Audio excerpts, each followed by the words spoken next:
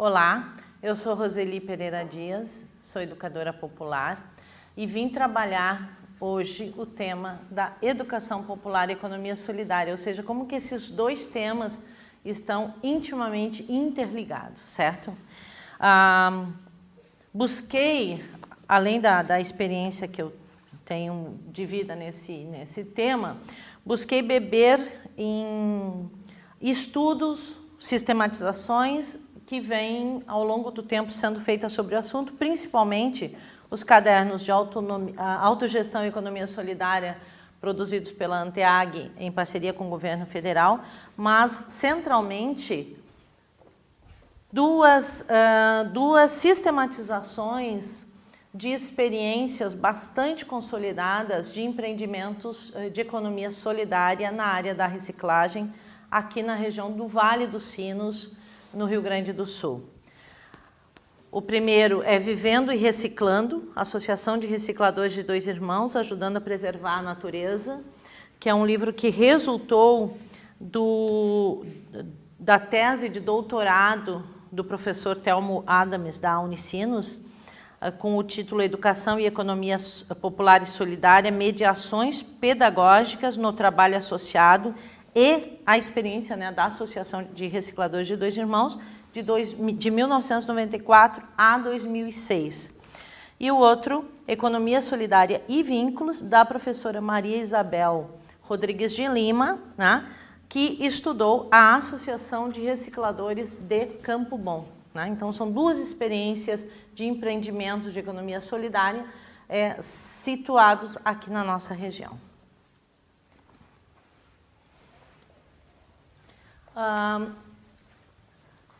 Eu busquei a metodologia do Varal para trazer de forma bem objetiva os principais conceitos, os principais elementos, os principais aprendizados que nós temos, né, nesta relação. Primeiro, os principais conceitos em relação à economia solidária, em relação à educação popular, mas também a relação das duas. Então, busquei no Varal a forma de trazer essa sistematização.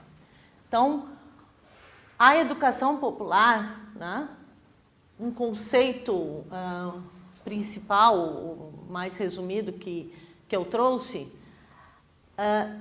é preciso entender ela como uma concepção, mas ao mesmo tempo uma metodologia de educação. Então, ela não é uma técnica, ela não é uma dinâmica, ela carrega uma estratégia, né? Então, isso é muito importante que a gente compreenda na profundidade. Ela articula diferentes saberes e práticas, articula dimensões da cultura dos direitos humanos, articula o compromisso com o protagonismo das classes populares nas transformações sociais. Os princípios da educação popular, então, eles compreendem a emancipação e poder popular, a participação popular, a equidade nas relações e nas políticas construídas, o conhecimento crítico e a transformação da realidade, a avaliação e a sistematização dos saberes e práticas, a justiça política, econômica e socioambiental. Vários elementos foram sistematizados e principalmente com a contribuição central do nosso filósofo nessa área, educador, nosso mestre Paulo Freire, né? Como elementos que fazem parte dessa metodologia e dessa concepção, onde o ponto de partida, o principal elemento é o diálogo, né? Então, o diálogo na educação popular, ele é compreendido como o alicerce. Onde não tem diálogo, não existe educação popular. Exige relações de horizontalidade, onde as pessoas são iguais. É o caminho para entender a realidade. Não é um diálogo qualquer, é um diálogo que reflete o que as pessoas vivem. Ele aprofunda a solidariedade, rompe com o silêncio, permite problematizar a realidade. Então, não é um mero diálogo, é um diálogo que ele contém uma estratégia de mudança nas pessoas, nas relações e na sua ação. Paulo Freire também trabalha um tema que ele é muito interessante, muito bacana, muito profundo, que é a amorosidade. E ele diz, o ato de amor está em comprometer-se com sua causa, a causa da libertação. Por isso, a amorosidade na educação popular é diálogo, não manipula e gera outros atos de liberdade. Se não amo o mundo, se não amo a vida, se não amo os homens, não é possível o diálogo. O ponto de partida da educação popular é a realidade concreta das pessoas. É olhar para os fatos que nos rodeiam, que rodeiam um grupo, que rodeia uma comunidade. É intercambiar as percepções que cada um tem desta realidade, sobre aqueles fatos, e busca romper com a perspectiva de uma educação que não envolve os sujeitos. Então, ela não é bancária, ela é de interação. O outro aspecto é a construção do conhecimento e a pesquisa participante. O conhecimento é algo que se constrói e reconstrói permanentemente, sobretudo, né, a partir da pesquisa da realidade, a partir do diálogo dessa realidade. A conscientização para Paulo Freire, para a educação popular, não é uma informação que agora eu tenho e sei alguma coisa, né? Estar consciente é desvelar a realidade, é o que eu vejo e o que eu não vejo. Entender aquilo que eu não estou vendo é alcançar uma consciência crítica. É saber que ninguém conscientiza ninguém, mas que as pessoas se conscientizam umas às outras através do diálogo, através da reflexão, através da análise, né, da vida que possui. Só se realiza quando, além de tomar a consciência da realidade, os sujeitos se mobilizam para transformá-la. Então, o tema conscientização não é apenas eu estar informado, eu saber de algo, eu ter conhecimento de algo, mas é eu ter esse conhecimento e coletivamente eu me mobilizar para transformar esta realidade. A transformação da realidade do mundo implica.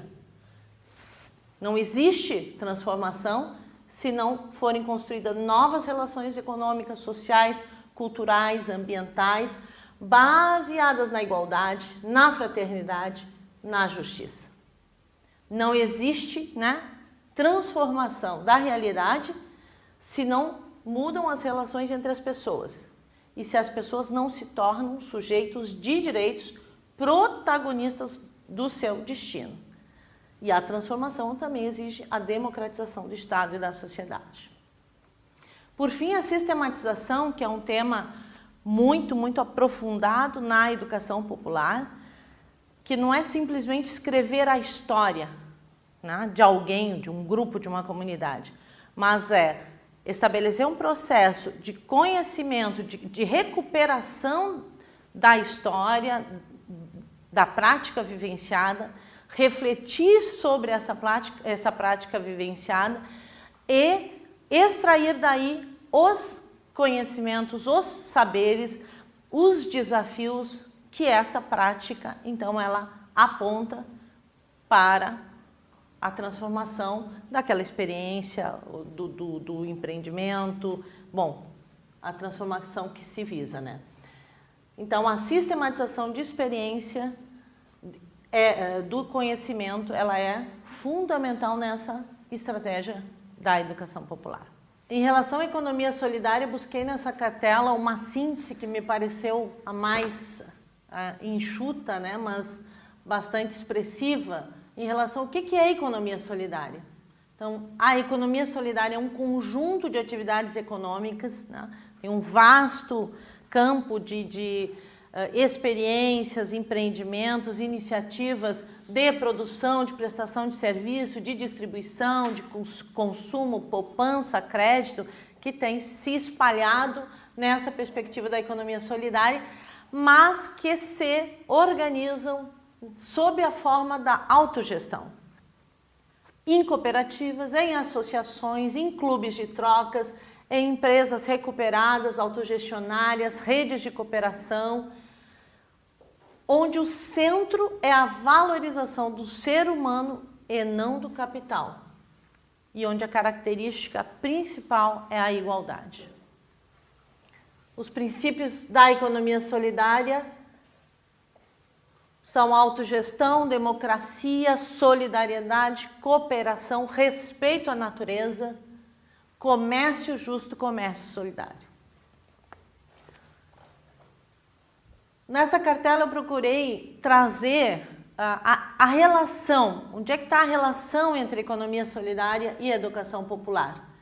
E nesse estudo de sistematização das experiências, nos 2 estudos, aparece uma síntese que me pareceu muito própria. Os empreendimentos de economia solidária são espaços prenhes de elementos simbólicos valiosos com potencial educativo emancipador. Ou seja, essas experiências que estão se organizando em volta do planeta, elas estão trazendo um simbolismo, têm constituído um simbolismo que traz todos os elementos da educação popular, né, a serem desenvolvidos.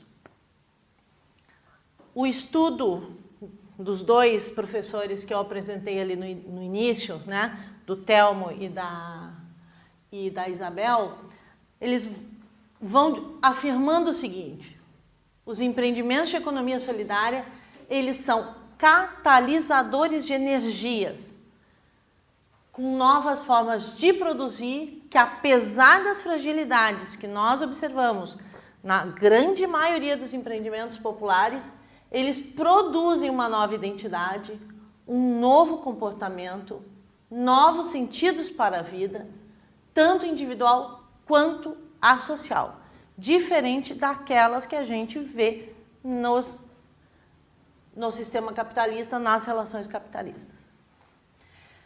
Na economia, os trabalhadores se organizam para produzir para o bem viver e para se libertar das amarras da organização capitalista de trabalho assalariado. Porém, o estudo dessas experiências, ele diz o seguinte: esta forma, por si só, não elimina um conjunto de questões conflitivas, como, por exemplo, relações de gênero, como, por exemplo, as questões étnico-culturais e também de compreensão, de projeto, de gestão e de metodologia da própria experiência, do próprio empreendimento. Por isso que a educação popular daí ela entra com tudo, ela tem um campo, né, importantíssimo, tem um espaço importantíssimo para ser a estratégia, se consolida como uma estratégia dentro da economia solidária. E o que implica este processo educativo? Implica reflexões coletivas sobre o que se está fazendo, sobre a prática daquele empreendimento. Implica em adquirir e mobilizar saberes de dentro do empreendimento e de fora. Implica mudanças de postura, implica novas práticas. Os empreendimentos que investem na dimensão educativa, na reflexão sobre a prática, na formação humana, na capacitação técnica, normalmente têm mais chance de se viabilizar. Uma outra questão que a sistematização dessas 2 experiências ela traz bem forte e ela aí aponta, né, uma questão muito importante para os empreendimentos é o seguinte: a presença de lideranças, de gestores solidários no grupo, com postura e prática dialógica, democrática, com compreensão da importância de cultivar os processos educativos, é fundamental para que o grupo entenda a importância da formação. Onde não tem isso, dificilmente um grupo, um empreendimento, uma iniciativa, se não tem uma liderança positiva, uma liderança que tenha imbuído isto, né, dificilmente o empreendimento ele incorpora a dimensão formativa. A formação passa a ser parte integrante da vida de um empreendimento quando o grupo tiver experimentado resultados convincentes associados à melhoria econômica. Então, as coisas elas têm que caminhar junto.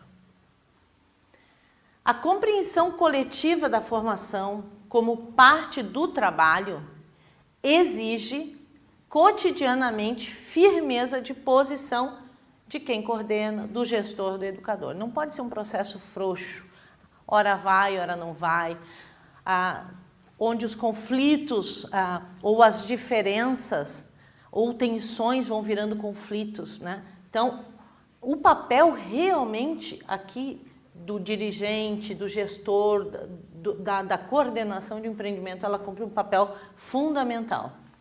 E aqui tem mais uma complementação que diz o seguinte: muitas vezes há muitas resistências dentro de um empreendimento, né, que trazem dificuldades para realizar isso. Então, essas diferenças, essas dificuldades, elas também têm que ser objeto de reflexão dentro do grupo, dentro do empreendimento.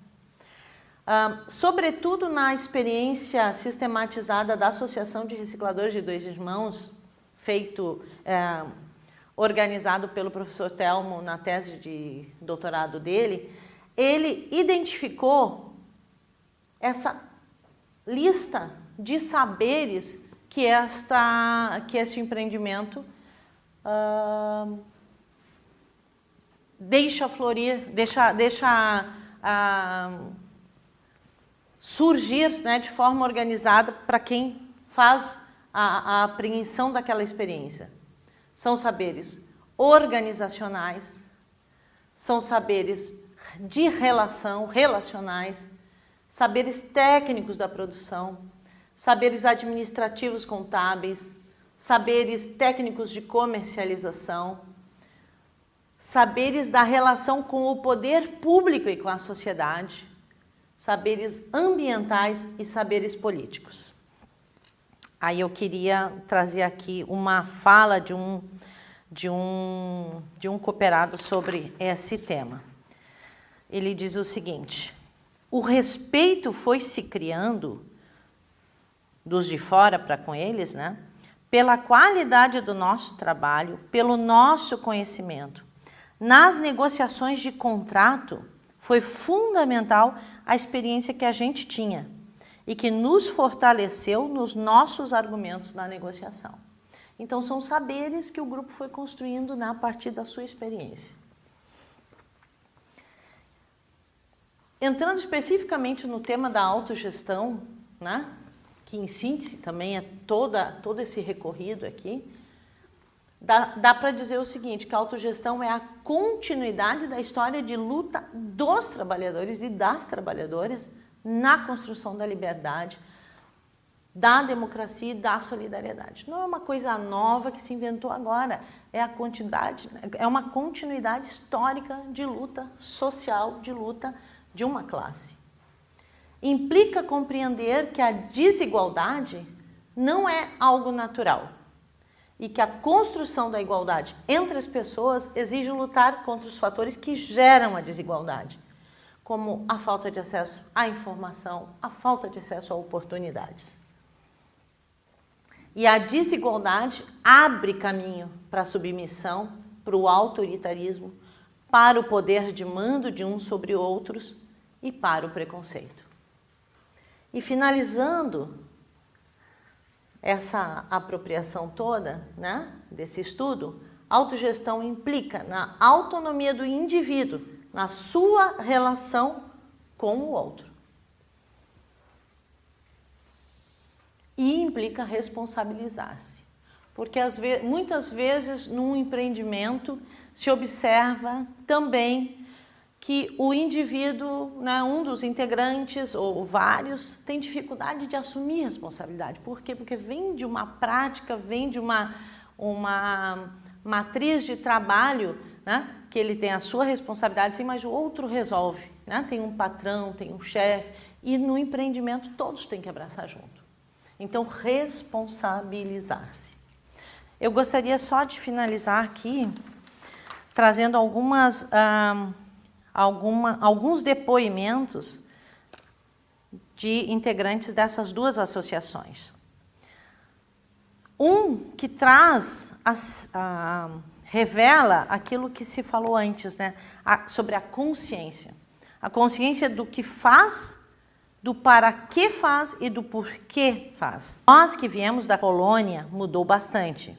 Éramos acostumados a trabalhar no pesado, a gente derrubava o mato para fazer carvão, motosserra para cortar árvores. Lá fora, nós destruímos a natureza e agora estamos ajudando a conservá-la. É isso, nosso trabalho tem um sentido muito especial, porque aqui a gente não recicla só a matéria-prima, mas as ideias, os conhecimentos e a própria vida. Sobre a questão do conhecimento, da troca de saberes. Todo o nosso grupo sabe que o plástico vai para um moinho sensível. Por isso não poderá ficar algum pedaço de ferro, que vai danificar as navalhas. Nossa associação tem orgulho de fazer as coisas certas e assim terá sempre para quem vender, e normalmente com o melhor preço. Em relação à gestão coletiva, na fábrica o patrão dizia o que tinha que ser feito e estava acabado. A opção era concordar ou ir para a rua. Aqui nós temos o grupo de trabalho, que estamos juntos no dia a dia. Temos que ir construindo a nossa organização coletiva, resolvendo os conflitos que surgem.